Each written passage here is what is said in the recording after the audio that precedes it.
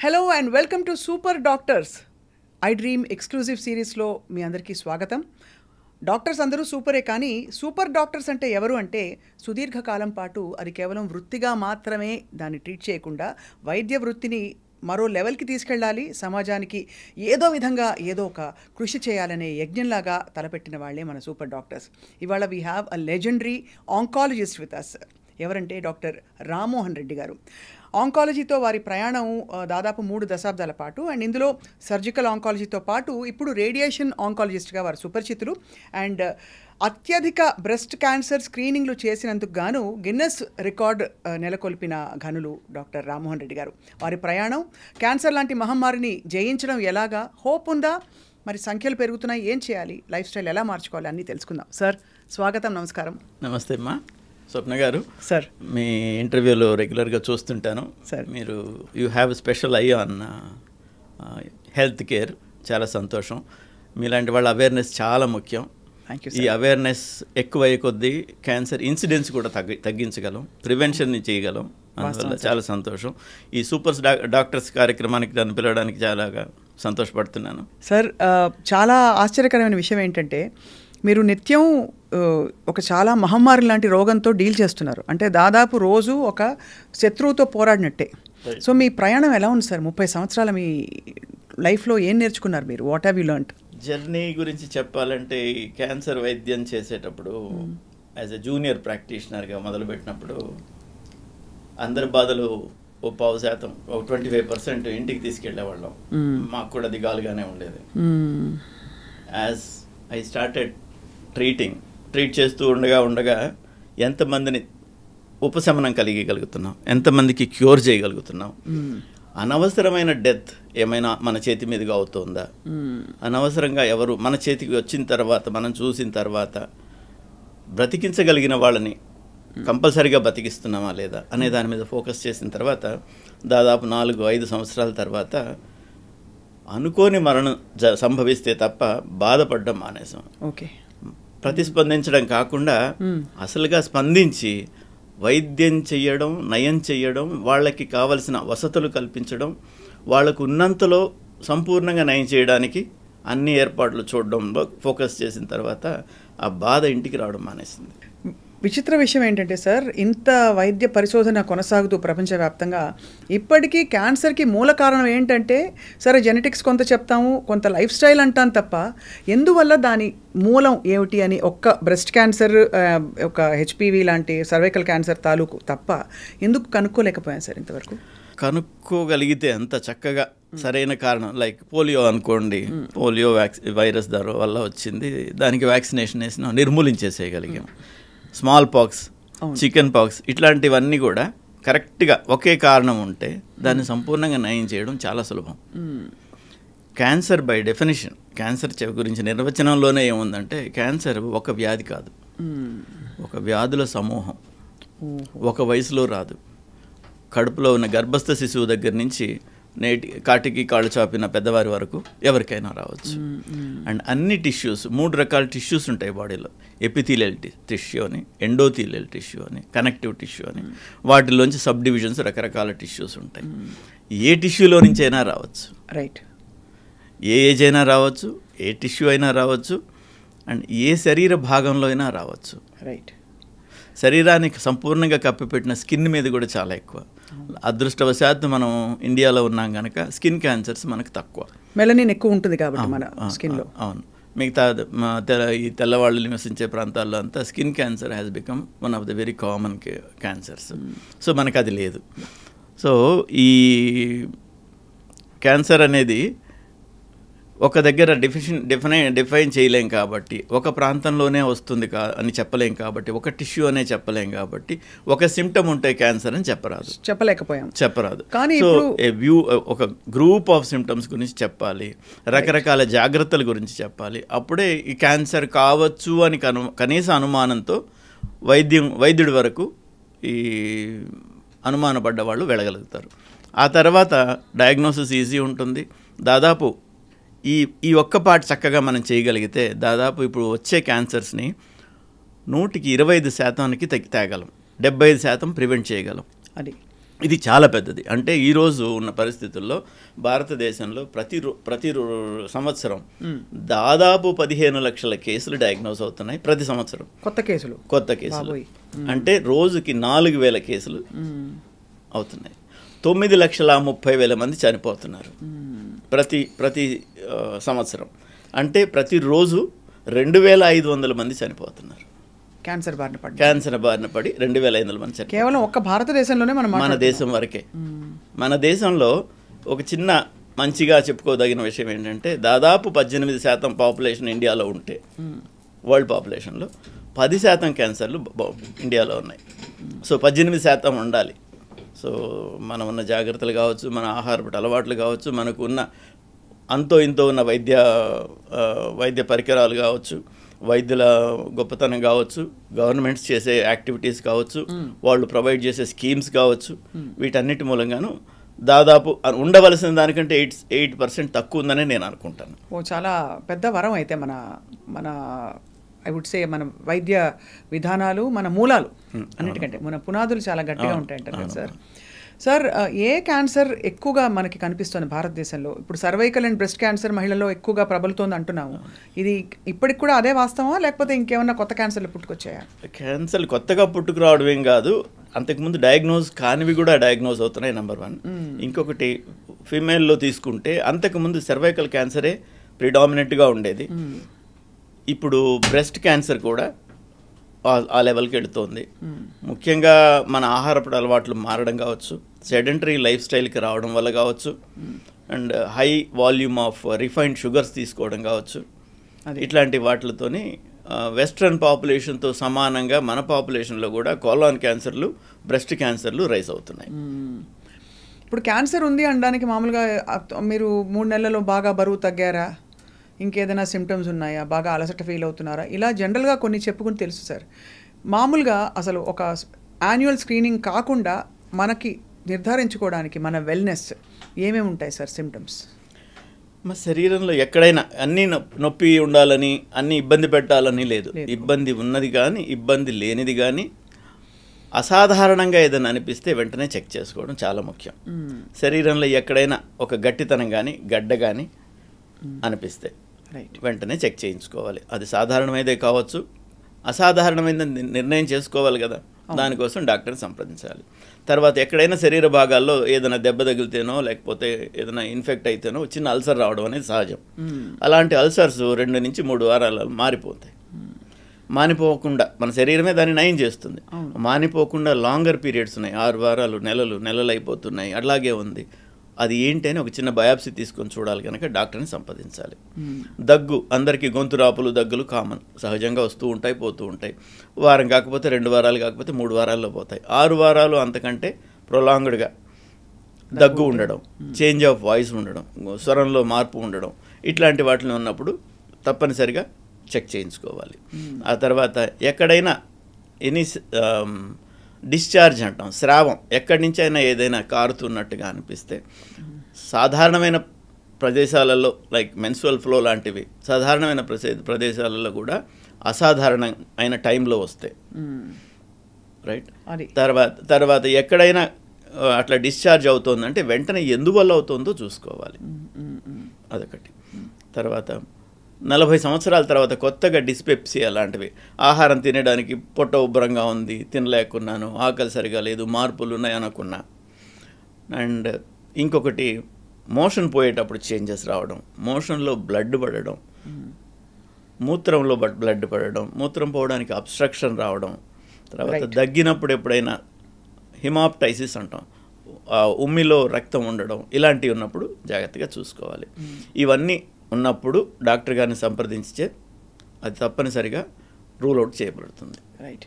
అందులో 100కి 10% ఉన్నప్పటికీ మిగతా 90% బాగుందని నిర్ధారణ చేసుకోవడం చాలా ఇంపార్టెంట్. ఈ 10% ఉన్నవాళ్ళు బాగా ఎర్లీగా డయాగ్నోస్ అవుతారు. అంత తొందరగా డయాగ్నోసిస్ అయినందువల్ల క్యూర్ ఛాన్సెస్ చాలా ఎక్కువ. క్యాన్సర్ వచ్చిన వాళ్ళలో మన దేశంలో ఇప్పుడు బాగా అయ్యే వాళ్ళు ఎంతమంది ఉన్నారంటే, బాగా అయిందని ఎప్పుడు అంటామంటే 5 సంవత్సరాల కంటే ఎక్కువ వైద్యం తర్వాత బాగుంటే వారు క్యాన్సర్ నయమైంది అని చెప్తాం, వాళ్ళని క్యాన్సర్ సర్వైవర్స్గా తీసుకుంటాం. అవును.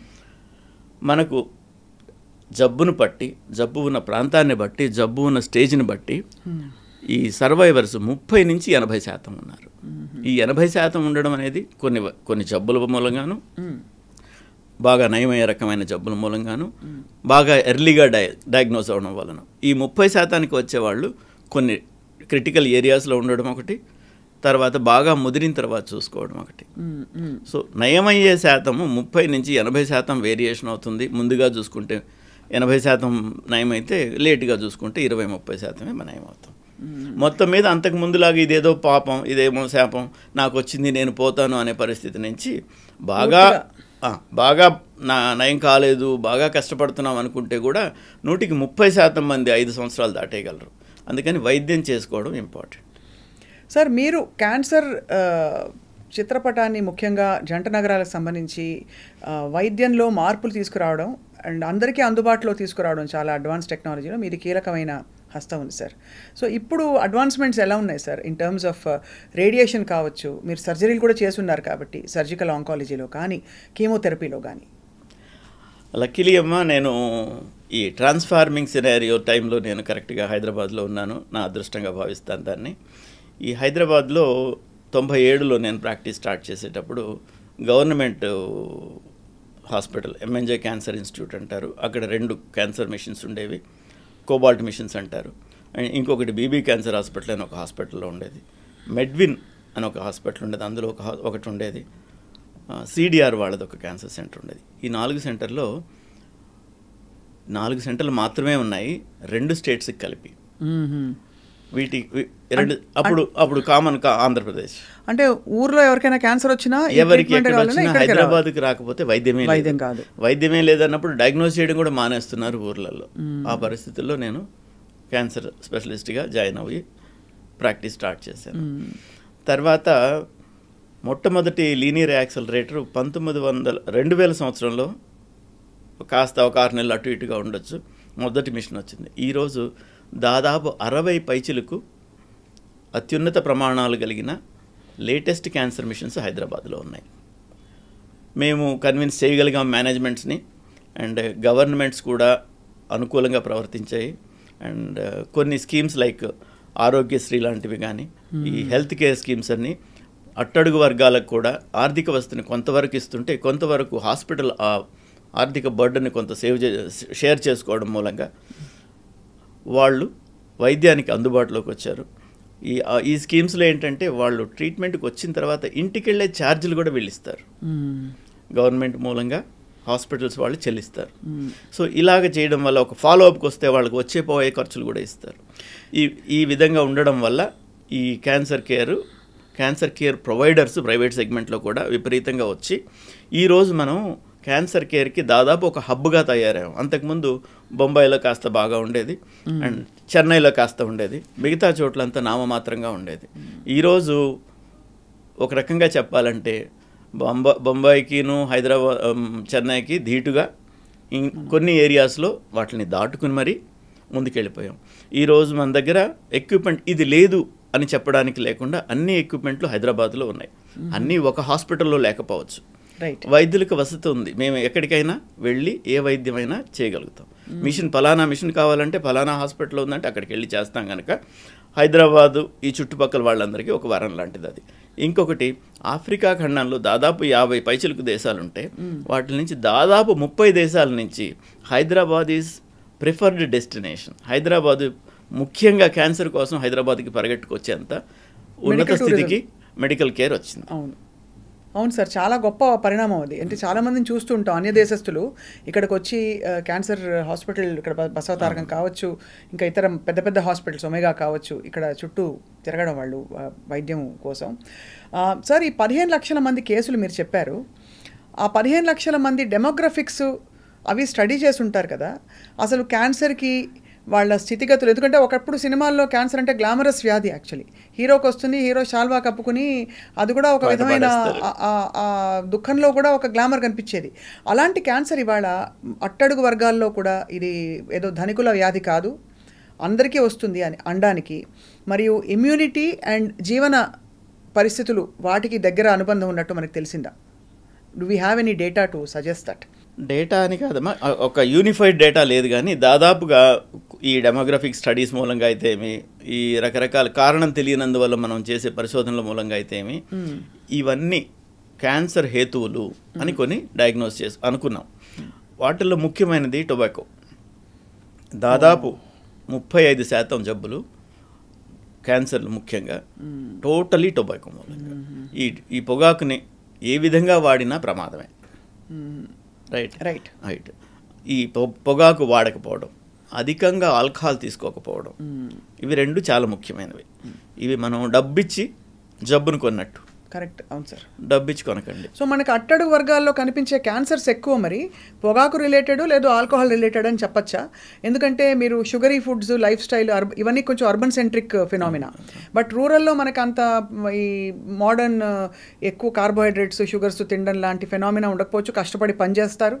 అయినా రూరల్ స్టేటాలో కూడా మనం క్యాన్సర్ చూస్తున్నాం. ఈ డైకాటమీ ఎలా సార్? దీని మూలంగా ఏంటంటే చెప్పాల్సింది, ఈ వైవిధ్యం ఎందువల్ల ఉంది అంటే, ధనిక వర్గానికి వచ్చే క్యాన్సర్లు విడిగా ఉంటే పూర్ పీపుల్కి వచ్చే వ్యాధులు విడిగా ఉన్నాయి. ఓకే. అప్పుడు వాళ్ళకి అంతకు ముందంతా ఇండియాలో మొత్తం మీద ఇన్ఫెక్షియస్ డిసీజెస్, అంటువ్యాధులు, వీటితోనే ప్రాణాపాయం ఉండేది. ఆ స్టేజ్ దాటేసాం, అవన్నీ నయం చేస్తున్నాం. ప్రపంచానికే వైద్యాన్ని అందించే స్టేజ్కి మనం వచ్చాం. ప్రపంచం మొత్తానికి వ్యాక్సిన్లు సప్లై చేసే స్టేజ్కి మనం వచ్చాం. అవన్నీ తగ్గినందువల్ల ఏమైందంటే మిగతావి cardiac problems, cancer related problems ఎక్కువగా కనిపిస్తున్నాయి. అదొకటి. అండ్ ఏజ్ రిలేటెడ్ ప్రాబ్లం అని కూడా ఒక రకంగా చెప్పవచ్చు. అంటే ఏజ్ పెరిగే కొద్దీ క్యాన్సర్ ఇన్సిడెన్స్ పెరుగుతూనే ఉంటుంది. పెరుగుతూనే ఉంటుంది. అంచేత పుట్టినప్పుడు 9% మందికి నిర్ధారణ అయిపోయినట్టే క్యాన్సర్ వస్తుందని. పుట్టిన ప్రతి 100 మందిలో 9 మందికి క్యాన్సర్ వస్తుంది with age in their life time. ఏదో ఒక స్టేజ్లో 100కి 9 మందికి వస్తుంది. మనకి ఈ రోజు ఉన్న ఇన్సిడెన్స్ల ప్రకారం 9% తక్కువేం కాదు, మనకున్న పాపులేషన్కి చాలా ఎక్కువ వస్తుంది. సో మీరు ఆహారం గురించి మనం మాట్లాడుకున్నాం. సో వాళ్ళకు ఉండే జబ్బులు వేరే, వీళ్ళకు ఉండే జబ్బులు వేరే. ఆహారం చేసుకోవాలి. ఎక్సర్సైజ్, వాళ్ళు బై డిఫాల్ట్ ఎక్సర్సైజ్ చేస్తారు, బావిలో నీళ్లు చేస్తారు, పొలం పనులు చేసుకుంటారు, అన్నీ చేసుకుంటారు. సో దానికి రిలేటెడ్ వాళ్ళకి రావు. వాళ్ళ ఆహార పదార్థాల్లో సరిపోయేంత రోయేజ్ అంటే డైటరీ ఫైబర్ ఉంటుంది. డైటరీ ఫైబర్ ఉంటుంది కనుక కోలానిక్ క్యాన్సర్స్ వాళ్ళకు ఉండవు. బ్రెస్ట్ క్యాన్సర్స్ తక్కువ, శ్రమపడి పని చేసుకుంటారు కనుక బ్రెస్ట్ క్యాన్సర్స్ తక్కువ. అన్హైజీనిక్గా ఉండడం ఇట్లాంటి మూలంగా సర్వైకల్ క్యాన్సర్స్ కొంచెం ఎక్కువ. అది టొబాకో యూజ్ చేయడం వల్ల టొబాకో రిలేటెడ్ క్యాన్సర్స్ ఎక్కువ. లంగ్ ఓరల్ క్యాన్సర్స్ ఎక్కువ. అయితే అది అంటే క్యాన్సర్ మొత్తం మీద క్యాన్సర్ ఇన్సిడెన్స్ మార్పు లేదు, కానీ వ్యాధుల డిస్ట్రిబ్యూషన్ మారుతుంది. ఓకే.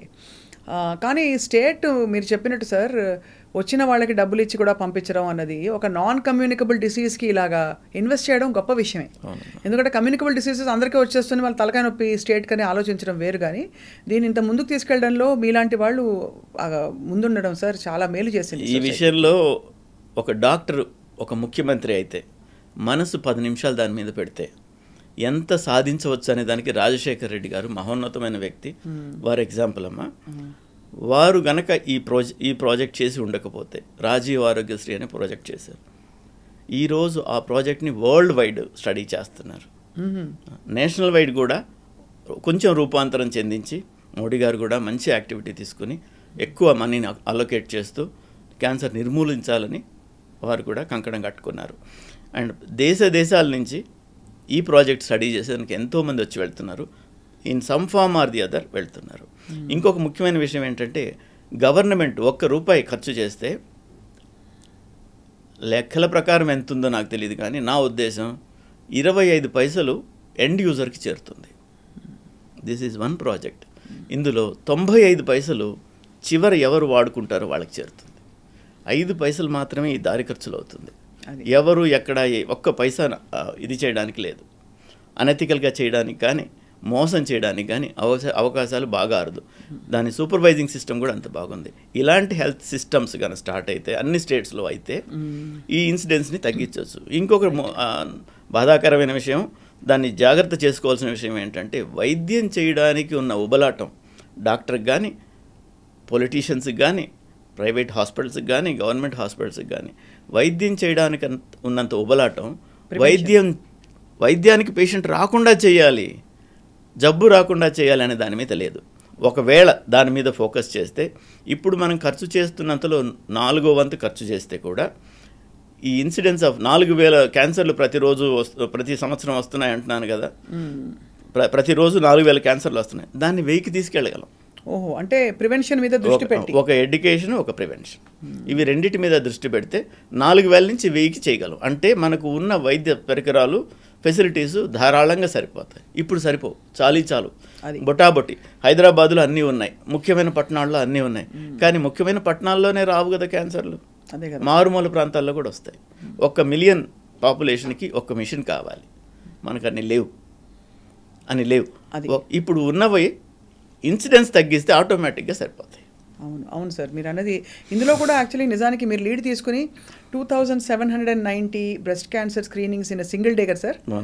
దానికోసం మీకు గిన్నెస్ రికార్డ్ ఒక అరుదైన ఒక బిరుదు వచ్చింది ఆ రోజు సార్. జస్ట్ ఐఎమ్ క్యూరియస్, ఈ 2000 ఒక బృందం ఒక్కనే కాదమ్మా, ఒక బృందం అందరం కలిసి చేయగలిగింది అది. అండ్ అది చేయడానికి ఏంటంటే మేము ఇంకొక 1000 మంది ఎక్కువే చేసాము. బట్ వాళ్ళు కౌంట్ చేసే విధంగా మేము డ్రోన్ పిక్చర్స్ పంపించాలి, సూపర్వైజ్ చేసేదానికి వచ్చి ఉంటారు. అలాగ పంపించడానికి ప్రైవేట్ పార్ట్ ఎగ్జామినేషన్, దానిలో కొంత కవర్ చేయాలి, కొంత చూపించాలి. సో అలాగ చేయగలిగింది మేము ఆ నంబర్ చేయగలిగాం.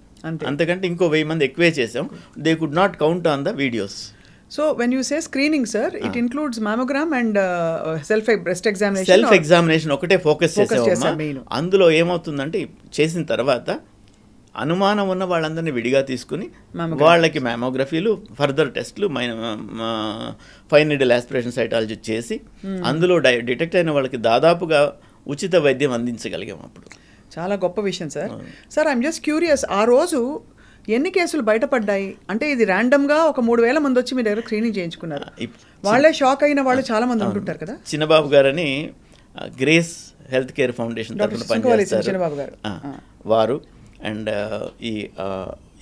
ఇంకో 2-3 సంస్థలు అక్కడ very good number of sisters, health care assistants, వీళ్ళందరం కలిసి చేసింది అది. ఆ రోజు దాదాపు 400 పైచిలుకు కేసులు డయాగ్నోస్ అయినాయి, అనుమానాస్పదంగా అయినాయి, ఏదో ఒక లంప్ ఉండి అనుమానాస్పదంగా అయినాయి. అది ఫర్దర్ ఎవాల్యుయేట్ చేసాము. అందులో నుంచి 20% was found to B disease. వాళ్ళందరికీ వైద్యం అందింది. ఏదో విధంగా పెట్టుకోగలిగిన వాళ్ళకి పెట్టుకునే విధంగా చేస్తే, పెట్టుకోలేని వాళ్ళకి కూడా ఏదో ఒక ఏర్పాటు చేసి, మాకు వైద్యం చేయించుకుని నయమైన వాళ్ళు కొంతమంది, ఎవరైనా క్యూరబుల్ క్యాన్సర్స్ వస్తే మేము సహాయం చేస్తామని చెప్పిన వాళ్ళు బృందాలుగా ఉంటారు. రైట్, వాళ్ళని మేము సంప్రదించి వీరికి బాగైపోతుందండి, వీరికి మీరు వైద్యం అందజేయండి అంటే వాళ్ళు చేస్తారు. సో ఆ విధంగా చేస్తుంటాం. చాలామందికి పెద్ద షాక్ కదా సార్. ఇప్పుడు వాళ్ళు పేదవాళ్ళైనా ధనికులైనా నాకు వచ్చిందా అంటారు, నాకు రాదనే అనుకుంటారు ప్రతి వాళ్ళు. సో మీకు క్యాన్సర్ అని చెప్పే ఆ విషయం చాలా కష్టతరం కదా సార్. మీకు కూడా కొంచెం ఇబ్బందికరమే. ఓరే పీరియడ్ అలవాటు అవుతుంది, ఎలాగ చెప్పాలి, ఎవరికి చెప్పాలి, ఎలా వెళ్ళాలి. మామూలుగా అయితే మనకు చిన్న అడ్వాంటేజ్ ఉంది మన దేశంలో. అక్కడ బయట కంట్రీస్లో అంతా పేషెంట్తో డైరెక్ట్గా మాట్లాడాలి. పేషెంట్కి చెప్పిన తర్వాత పేషెంట్ పర్మిషన్తో ఎవరికి చెప్పాలో నిర్ధారణ చేస్తాం. మనకేంటంటే పేషెంట్ తరఫున డాక్టర్లు కొంత ముందడుగు వేసి వాళ్ళ తరఫున కొంతవరకు ఆలోచన చేసి ఎవరికి ముందు చెప్పాలో నిర్ణయం చేసే అధికారం ఉంది. ఓహో, పేషెంట్ ఉన్నారు అంటే మెడికల్ ఎథిక్స్ ప్రకారం కూడా యూ కెన్ డూ దట్. మాకు అధికారం ఉన్నట్టే, వారికే చెప్పాలి, ప్రైవసీ ఉంటుంది. బట్ వారిని తీసుకొచ్చే వాళ్ళు పక్కనే ఉంటారు కదా మాకు వైద్యం చేయించేటప్పుడు, వాళ్ళకి చెప్పకూడదని మాకు రూల్ లేదు కదా. సో మేము వీళ్ళని బయట కూర్చోబెట్టి వివరంగా చెప్తాం, ఇలా ఉంది. వారికి చెప్పకుండా కాదు, వాళ్ళకి మెల్లగా చెప్దాం. మీన్ వైల్ ఫర్దర్ ఇన్వెస్టిగేషన్స్ చేస్తాం. 2 సార్లు 3 సార్లు క్యాన్సర్ హాస్పిటల్ చుట్టూ తెలిస్తే వాళ్ళకి అనుమానంగానే ఉంటుంది. అప్పుడు చెప్తాం, ఇలా ఉంటుందమ్మా, ఇలా బాగా తగ్గుతుంది, ఇది తగ్గుతుంది, ఇలా ఉంటుంది, ఇలా చేస్తామని చెప్తాం. వాళ్ళకి అప్పటికి అర్థం చేసుకునే ఓపిక శక్తి వస్తాయి. కొన్ని ఇన్సిడెంట్స్లు ఉన్నాయి, క్యాన్సర్ అని డయాగ్నోస్ చేయగానే ఎక్కడి నుంచో దూకి చనిపోవడాలు కూడా చూసాం. మీరు చూసారా సార్ మీ కెరియర్లో? సో చూసాను. హైదరాబాద్లో కూడా ఒక సంఘటన జరిగింది. నా మిత్రురాలు, నా సహ విద్యార్థి అమెరికాలో జీవిస్తూ అడ్వాన్స్డ్గా డయాగ్నోస్ అయిందని ఒక ఫ్రోజన్, ఆల్మోస్ట్ ఫ్రీజింగ్ టెంపరేచర్స్లో ఉండే రివర్లోకి కార్ డ్రైవ్ చేసుకుని చనిపోయింది. That is the time when I started thinking, being more passionate towards curing. That's so disturbing sir. అవునమ్మా. ఎందుకు సార్ అంత ఎందుకు గుండె జారిపోతుంది అంటే డాక్- అమ్మో నేను పడలేనా? అదే కాదమ్మా, జబ్బుకి నువ్వు డాక్టర్వా పేషెంట్వా తెలియదు. రైట్, నేను డాక్టర్నని నేను నిర్లక్ష్యం చేస్తే ఎలాగా? బాడీ మాట్లాడుతుంది, బాడీ చెప్తుంది ఇబ్బంది ఉంది, ఇక్కడ నొప్పిగా ఉంది, ఇక్కడ గడ్డగా ఉంది, ఇక్కడ తేడాగా ఉంది అని చెప్పినప్పుడు మనం దాని మాట విని ఎందుకుంది, నాకెందుకుంది, ఎలా ఉంది అని ఏంటని సంప్రదించాలి. నువ్వు నేను డాక్టర్నే అనుకుంటే నువ్వు డాక్టర్ అయితే దానికేం తెలుసు, డాక్టర్ అయితే దానికేంటి, కాకపోతే దానికేంటి. సో ఆవిడ నిర్లక్ష్యం చేశారా సార్ కొంత సిమ్టమ్స్ అనే అనుకోవాలమ్మా. ఆ కాలంలో నాకు టచ్లో లేరు వారు. నేను విన్నదాన్ని బట్టి అడ్వాన్స్డ్ డయాగ్నోసిస్ అయినందువల్ల ఇంకా ఇలాగే ఉంటుంది కదా అనుకున్నారు. అండ్ మనకులాగా ఒక రకమైన మానసికమైన సహాయం కానీ ఒకళ్ళ మీద ఒకళ్ళు డిపెండ్ అయ్యి ఆధారపడేందుకు కానీ ఇక్కడ అవకాశం అక్కడ బయట కంట్రీస్లో ఉండదు. వారు వారి భర్త లేకపోతే వాళ్ళ పిల్లలు, అంతకుమించి వాళ్ళకి ఏ విధమైన సహాయం అందదు. భారం కాకూడదని కూడా చాలా మంది ఇలాంటి అన్నీ ఉంటాయి కదమ్మా. ఇప్పుడు ఒకళ్ళుగా ఆలోచన చేసినప్పుడు ఇప్పుడు ఒక కిలో బరువు తీసుకోండి, చేతిలో పట్టుకోండి, కిలో బరువే సహాయం, దానికి ఏం అక్కర్లేదు. సాయంత్రం దాకా పట్టుకుంటే తెలుస్తుంది, అదే ఒక టన్ అవుతుంది. సో వాళ్ళు ఒక్కళ్ళే ఉన్నప్పుడు ఇలాంటి జబ్బు గురించి వాళ్ళు అలా ఆలోచన చేస్తారు. చాలా ప్రచండ వేగంతో దాన్ని పెద్ద చేసేసుకుంటారు, విపరీతమైన ఎక్కువగా ఊహించేసుకుంటారు. అందులో ముఖ్యంగా డాక్టర్ కనుక ఏముంటాయి ఎలా ఉంటాయని తెలుసు కాబట్టి వాటిని అన్నీ మ్యాగ్నిఫై చేస్తారు. ఇప్పుడు మనకు మనం వైద్యం చేసే మందుల్లో వాంతులు నరికొట్టేదానికి మందు ఉంటుంది, దాని మీద సైడ్ ఎఫెక్ట్లలో వాంతి రావడం కూడా రాసి ఉంటుంది. అది రైట్. సో సైడ్ ఎఫెక్ట్స్ ఎప్పుడో ఏదో వచ్చేదాని గురించి ముందుగా తీసుకోవడం కరెక్ట్ కాదు. మీరు అన్నీ చెప్తూనే ఉంటారు, ప్రివెంట్ అవ్వాలి, చూపించుకోవాలి, అన్నీ చెప్తూనే ఉంటారు, మీడియాలో మేము చెప్తుంటాము. అయినా ఇంకా స్టేజ్ 4 వచ్చేవాళ్ళు కామన్గా ఉన్నారు, స్టేజ్ 3 వచ్చేవాళ్ళు కామన్గా ఉన్నారు. 97తో పోల్చుకుంటే 1997తో పోల్చుకుంటే ఇప్పుడు స్టేజ్ 4లు 3లు బాగా తగ్గాయి.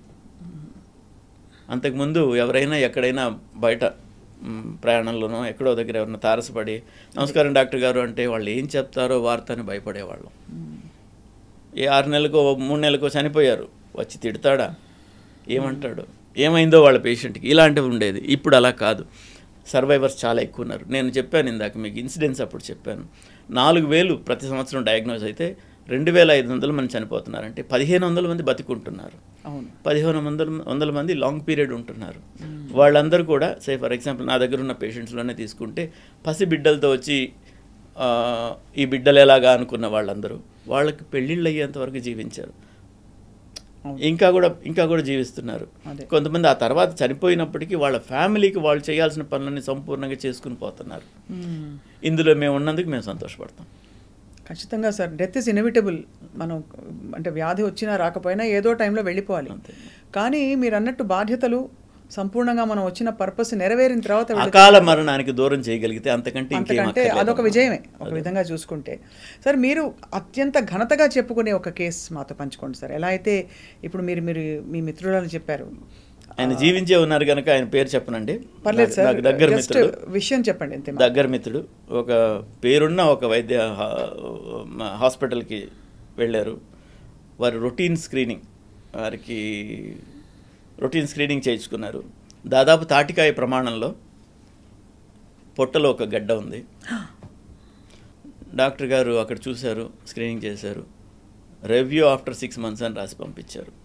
ఈ రివ్యూ ఆఫ్టర్ 6 months ఎవరు వస్తుందంటే అండి, హెల్త్ స్క్రీనింగ్లని పెట్టిన వాళ్ళందరూ ఏం చేస్తున్నారంటే దాని మీద మానసికంగా ఫోకస్ లేకపోవడం వల్ల దాన్ని వివరంగా పట్టించుకోవట్లేదు. అదేదో ఒక ఇన్కమ్ సోర్స్ లాగా చూస్తున్నారు. నువ్వు చేసావు, అన్ని ఇన్వెస్టిగేషన్స్ చేసావు, అయిన తర్వాత you should read it properly. తాటికాయ అంత గడ్డ ఉంటే 8 ఇంచులు, తాటికాయ అంటే 7 నుంచి 8 ఇంచుల సైజు ఉన్న గడ్డ పొట్టలో ఉంటే ఫాలోఅప్కి రమ్మని రాశారు అదే హాస్పిటల్లో. ఎందువల్ల అంటే ఒక వయసైన జూనియర్ డాక్టర్ని పెడతారు. వయసైన జూనియర్ డాక్టర్ నోట్ చేసుకోండి అమ్మా. ఎంబీబీఎస్ డాక్టర్లలో పోస్ట్ గ్రాడ్యుయేషన్కి వెళ్ళిపోయే వాళ్ళం చాలామంది ఉంటాం. అవును, కొంతమంది అక్కడ ఆగిపోతాం. వాళ్ళల్లో సీనియర్స్ని చూసుకుని వీళ్ళు బాగా చూస్తారు అనే ఉద్దేశంతో హాస్పిటల్ నియమిస్తుంది. వాళ్ళు బాగా చూడకపోవచ్చు, వాళ్ళు చదువుకుని వదిలేసిన దగ్గర ఆగిపోయి ఉండొచ్చు. వాళ్ళు చదువుకుని వదిలేసిన దగ్గర ఆగిపోయి ఉంటే ఈరోజు వచ్చిన టెక్నాలజీ కానీ శాస్త్ర పరిణామం కానీ వాళ్ళకి తెలియదు. అది చూసి బయటకు పొమ్మనంటే ఆయనకి తెలియదు, సంపూర్ణంగా తెలియదు. ఈయన ఏంటి అంత పెద్ద హాస్పిటల్ చూసిందని ఈయన వచ్చేసాడు. మనం అనుకోగానే ఉంటాం కదా. నేను తెలిసినప్పటికీ మామూలుగా ఆయన నన్ను డ్యూటీ డాక్టర్ అనుకున్నాడో ఏమనుకున్నాడో తెలీదు. ఏదో రోజు మాట వరుసకి రిపోర్ట్స్ చూపించారు. రిపోర్ట్స్ చూసి ఇది ఇలా ఉందండి, తాటికాయ ప్రమాణంలో గడ్డ ఉంది మీకు, అది ఏంటని తప్పనిసరిగా చూసుకోవాలంటే అంత పెద్ద హాస్పిటల్ వాళ్ళు చూశారు, అంత పెద్ద హాస్పిటల్లో చెయ్యంది నువ్వు చెప్తావా నాకు? So he did not believe. నేను చెప్పింది నమ్మకమే లేదు. దాని తర్వాత కాదండి, అక్కడ పేరున్న డాక్టర్లు వాళ్ళు ఉన్నారు, వీళ్ళు ఉన్నారని 3-4 పేర్లు ఆ హాస్పిటల్ వాళ్ళకి చెప్పి వాళ్ళని వెళ్ళి కలవండి, వాళ్ళని కలిస్తే మీకు న్యాయం జరుగుతుందని చెప్పాను. వెళ్ళి కలిశారు. వెంటనే ఆపరేషన్ చేయాలని చెప్పారు డాక్టర్ గారు. ఆపరేషన్ చేసే పరిస్థితి లేదు నాకు తెలుసు. ఉన్న ఇన్వెస్టిగేషన్స్ వాళ్ళు చేసినవే నా దగ్గర ఉన్నాయి, నాకు ఒక కాపీ ఉన్నందువల్ల. లేదు. ఎందుకు లేదు సార్? అంటే మరీ పెద్దగా ఉందనా గడ్డ? అది సుపీరియర్ మీసెంట్రిక్ ఆర్టరీ అని ఒక చాలా పెద్ద ఆర్టరీ అమ్మ, ఇంటెస్టైన్స్కి సప్లై చేస్తుంది. ఓ, అది ఇన్వాల్వ్ అయ్యి ఉంది, దాని చుట్టూ ఉంది. ఆ తాటికాయ మధ్యలో ఆ రక్తనాళం వెళుతుంది. సో ఇది తీసేస్తే అది కూడా, అది కట్ చేయాలంటే తీసేస్తే అది కూడా పోయేదానికి ఫెసిలిటీస్ పెట్టుకుని చేయొచ్చు. అది బైపాస్ చేసుకుని లైక్ వాస్కులర్ గ్రాఫ్ట్కి రెడీ చేసుకుని ఈ వాస్కులర్ గ్రాఫ్ట్ వేస్తూ ఇది చేయొచ్చు అనేది ఉంది. అలా చేస్తున్నారేమో అనుకున్నాను వాళ్ళు చేద్దామంటే. ఆపరేట్ చేసేస్తారు. అది బయటే తెలుస్తున్నది, లోపలికి వెళ్ళిన తర్వాత ఇలా ఉందని వార్త. అక్కడి నుంచి ఎవరో బంధుమిత్రులు చేస్తే వాళ్ళు నాకు ఫోన్ చేశారు. ఎలాగో ఆపరేషన్ చేశారు కనుక నీడిల్ బయాప్సీ కంటే ఓపెన్ బయాప్సీ చాలా వివరాలు తెలుపుతుంది, పెద్ద బయాప్సీ తీసుకొని పంపించండి అని చెప్పాను. పెద్ద బయాప్సీ తీసి పంపించారు. ఇది దాన్ని న్యూరో ఎండోక్రైన్ ట్యూమర్ అంటారమ్మా. న్యూరో ఎండోక్రైన్ ట్యూమర్ అని తెలిసింది. ఆ న్యూరో ఎండోక్రైన్ ట్యూమర్కి అంత సైజులో ఉన్నప్పుడు ఆపరేషన్ చేయలేని పరిస్థితుల్లో ఆల్టర్నేట్గా ఏం చేయొచ్చు అని చూస్తే కొంచెం కీమోథెరపీ ఇవ్వడం వల్ల ప్రయోజనం ఉంటుందని తెలిసింది. 17-18 సంవత్సరాల కిందట అప్పుడు కీమోథెరపీ కూడా మేమే ఇచ్చేవాళ్ళం. నేను రేడియేషన్ ఆంకాలజిస్ట్ని బేసిక్గా, బట్ మా ట్రైనింగ్ మెడికల్ ఆంకాలజీలో కూడా అయినందువల్ల ఇప్పుడు డివిజన్ వచ్చింది. సో నేనే కీమోథెరపీ ఇచ్చాను. కీమోథెరపీ ఒక 6 సైకిల్స్ ఇచ్చిన తర్వాత 3 భాగాలు తగ్గింది, ఒక భాగం ఉంది. అప్పుడు మరలా ఆపరేషన్ చేసి దానికి అదే హాస్పిటల్కి వెళ్ళి ఆపరేషన్ చేయించుకున్నారు.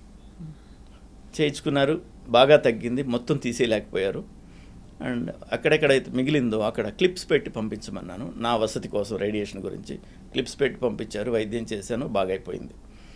అప్పుడే కొత్తగా ఇమేజ్ గైడెడ్ రేడియోథెరపీ అనే టెక్నాలజీ అప్పుడే కొత్తగా వచ్చింది హైదరాబాద్కి. అప్పుడు ట్రీట్ చేసాం, బాగా అయ్యారు వారు.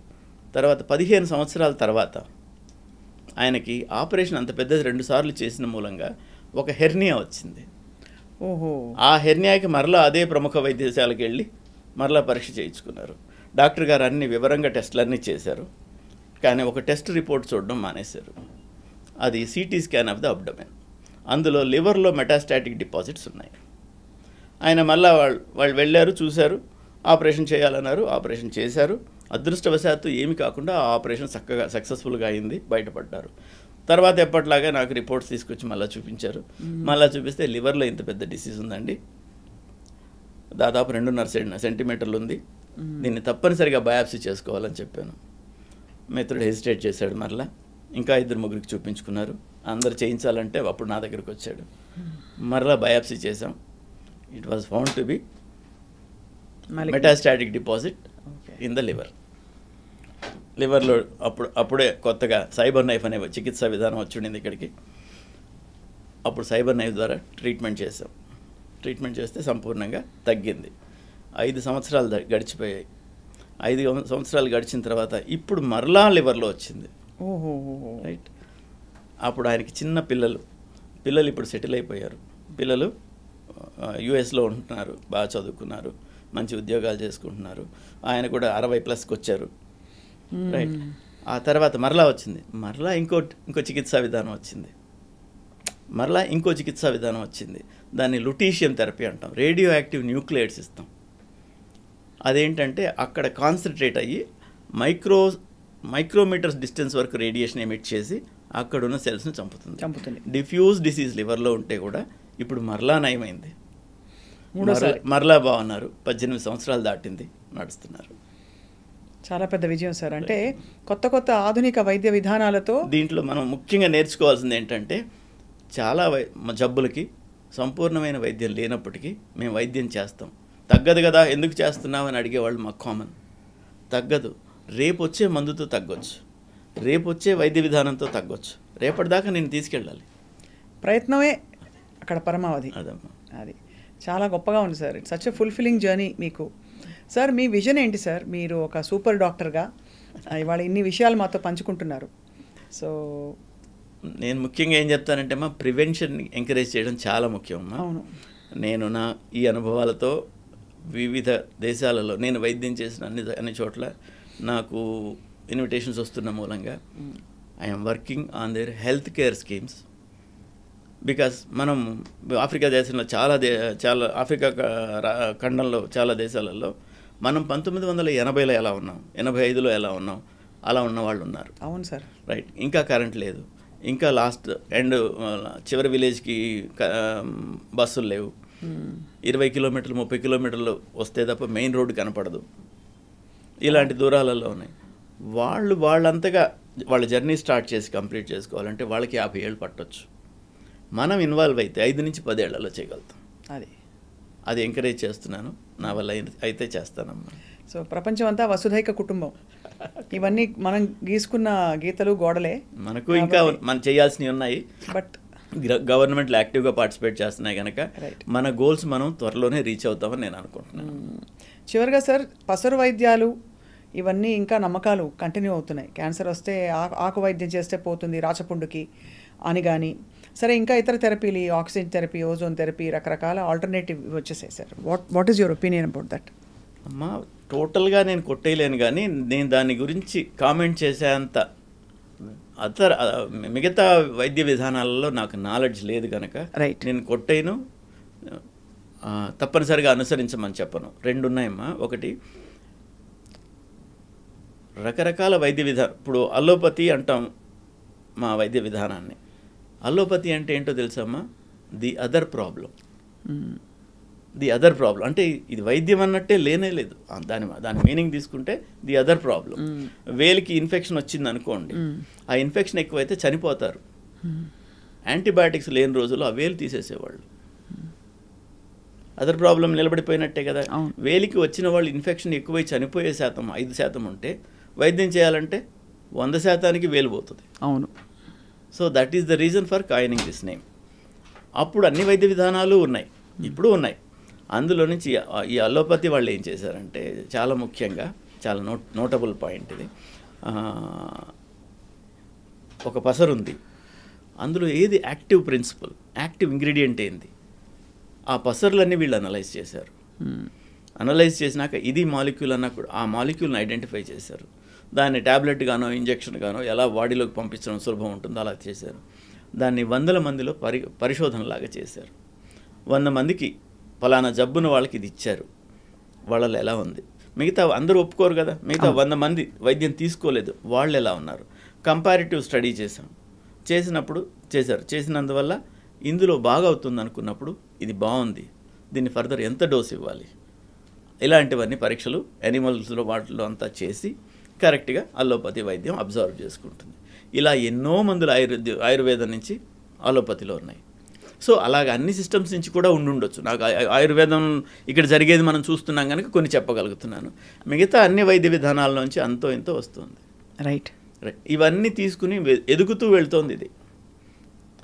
ఈ ఆయుర్వేదం వీటికి వచ్చేటప్పటికి ఏమవుతుందంటే, ఆయుర్వేదం గురు శిష్య పరంపర. శిష్యుడు దాని గురించి శ్రద్ధ లేకపోతే పోతుంది. అవును. ఫ్యామిలీలో వస్తుంది, కుటుంబంలో తండ్రి గారు చేశారు, నువ్వు చేసింది నేను చేయనానా అని వెళ్ళిపోయి కొడుకుంటాడు. ప్రతి వాళ్ళకి వాళ్ళు సంపూర్ణంగా నేర్పించాలని లేదు, వాళ్ళు నేర్పించినా వీళ్ళు నేర్చుకోవాలని లేదు. అలాగే అవన్నీ క్షీణించిపోతున్నాయి. మిగతా వైద్య విధానాలు క్షీణిస్తుంటే ఇవి బలపడుతున్నాయి. అండ్ ఇంకొకటి, వైద్యంలో ముఖ్యంగా ఇది వైద్య విధానం అని చెప్పాలంటే మనం కంట్రోల్డ్ స్టడీస్ చేసి నిర్ధారణ చేసి ఉండాలి. Clinical trials.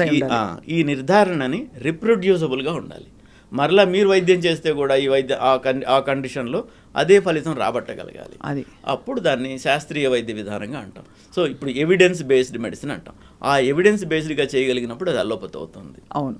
అన్ని పతులు ఒక పతి అయిపోతున్నాయి కనుక ఇది విపరీతంగా పెరుగుతుంది. ఒక లైఫ్ టైం సరిపోదమ్మా అల్లోపతి ఒక్కటి నేర్చుకోవడానికి.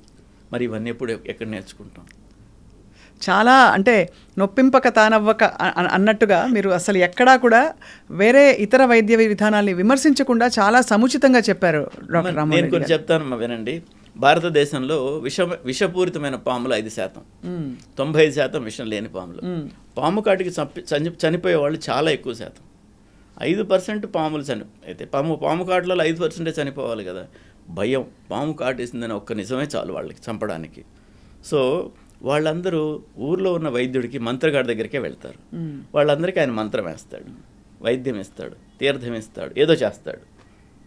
రైట్, 95 మందికి నయం అవుతుంది. వాళ్ళకి ఆ నమ్మకంతోనే 95 మందికి నయం అవుతుంది. ఈ 5% చనిపోతారు. దీనిలో ఇంకో ప్రాబ్లం ఈ అలోపతి వాళ్ళకి ఇంకోటి ఏంటంటే ఈ 5% హాస్పిటల్కి వస్తారు. ఈ 5%లో 90% చనిపోతారు. బికాజ్ అక్కడ టైం డిలే అయ్యింది. అది ఈ పాము కాటు గురించే చెప్పాలంటే కూడా ఈ స్నేక్ వీనం దొరుకుతుంది. పిహెచ్సిలో కూడా అది అవైలబుల్ చేస్తే they can be cured.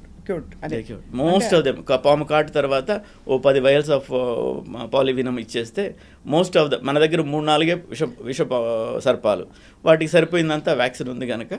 Vaccine కాదు, విషానికి విరుగుడు ఉంది. విషానికి విషమే విరుగుడు అంటారు. అదే పెద్దవాళ్ళు అనేవాళ్ళు పూర్వం. కానీ చాలా ఫ్యాసినేటింగ్గా ఉంది సార్ మీ ప్రయాణం. అండ్ మీ ప్యాషన్ అయితే it really makes you a super doctor. Because ఏదో సాధించాలే చాలేదు అని అనుకుని ఏదో స్టేజ్లో అందరూ మీరు ఇంకా ఇతర దేశాలకు వెళ్ళి మనం వైద్య విధానాల్ని ప్రవేశపెట్టి వాళ్ళందరికీ అందుబాటులోకి తీసుకురావాలనే మీ సంకల్పం తప్పకుండా నెరవేరాలి సార్. మీ యజ్ఞంలో ఎక్కడో అక్కడ మీ అందరం భాగం అవుతామని ఆశిస్తున్నాం. థ్యాంక్ యూ మా. ఈ అవేర్నెస్లో మీరు అందరూ పార్టిసిపేట్ ఆల్రెడీ చేస్తున్నారు. ఇంకా కూడా లైక్ నేనేమంటానంటే ఈ క్యాన్సర్ కీమోథెరపీలు ఇస్తాం, సైడ్ ఎఫెక్ట్స్ వస్తాయి. ఎఫెక్ట్స్ వదిలేసి సైడ్ ఎఫెక్ట్స్ని హైలైట్ చేస్తున్నారు. అది మానేయాలి. అవును, ఎఫెక్ట్స్ని హైలైట్ చేయండి. సైడ్ ఎఫెక్ట్స్ ఎలాగ వస్తాయి? వాళ్ళకి వచ్చే వరం జీవితం. అవును, జీవితం అనే వరం వచ్చినప్పుడు ఆల్కహాల్ దాగి కింద పడిపోతున్నాడు రోజు, దానికి సైడ్ ఎఫెక్టే కదా అది. అవును, దానికి తయారుగా ఉన్నాడు. మందుకు వచ్చే సైడ్ ఎఫెక్ట్కి రెడీగా కాకపోతే ఎట్లా? అంతే కదా సార్, చాలా పెద్ద గీత చిన్న గీత అంతే అది. కాబట్టి జీవితం చాలా అమూల్యమైంది. And prevention is the best cure. Actually చెప్పాలంటే ముందే వెళ్ళి మనం పరీక్ష చేసుకుని ఫస్ట్ అసలు ఎవరికి రాకూడదు. జెనెటిక్గా అందరికీ ఆ పాసిబిలిటీ ఉంటుంది కాబట్టి సరే ఏదో పరిస్థితుల వల్ల సంభవించినా ఇవాళ క్యాన్సర్ని ఖచ్చితంగా నయం చేసుకోవచ్చు సరైన డయాగ్నోసిస్తో అని చెప్పి మీరు మరోసారి భరోసా ఇచ్చినందుకు డాక్టర్ రామ్మోహన్ రెడ్డి గారు ధన్యవాదాలు సార్. నమస్కారం. థ్యాంక్ యూ స్వప్న గారు. ఈ సూపర్ డాక్టర్ ప్రోగ్రామ్కి నన్ను పిలిచినందుకు చాలా సంతోషం. మొదటిగా నాతోనే స్టార్ట్ చేస్తున్నందుకు ప్రోగ్రామ్ చక్కగా నడవాలని, మీరు అందరికీ అవేర్నెస్ తీసుకురావాలని ఆకాంక్షిస్తున్నానమ్మా. Thank you sir. And for more videos, please subscribe to iDream. Please subscribe to iDream. Please subscribe iDream. And please subscribe to iDream. For more videos, subscribe to iDream. please like, share and subscribe to the channel. Congratulations, iDream. Subscribe to iDream. Subscribe to iDream. So subscribe to iDream Media. iDream ki iDream team andarki huge congratulations. Please subscribe iDream Media. Please subscribe to iDream. Subscribe iDream. Please subscribe to iDream. iDream అంటే నా కళల ఛానల్ను subscribe చేసుకున్న నోరు తిరుగుతలేదు, మీరైతే గంట గుర్తు కొట్టండి. For more such videos, please subscribe to iDream. Subscribe to iDream. Please subscribe to iDream. Please subscribe iDream Media. Please do subscribe to iDream. Please subscribe to iDream Media. For best entertainment and information, please subscribe iDream. And don't forget to subscribe to iDream.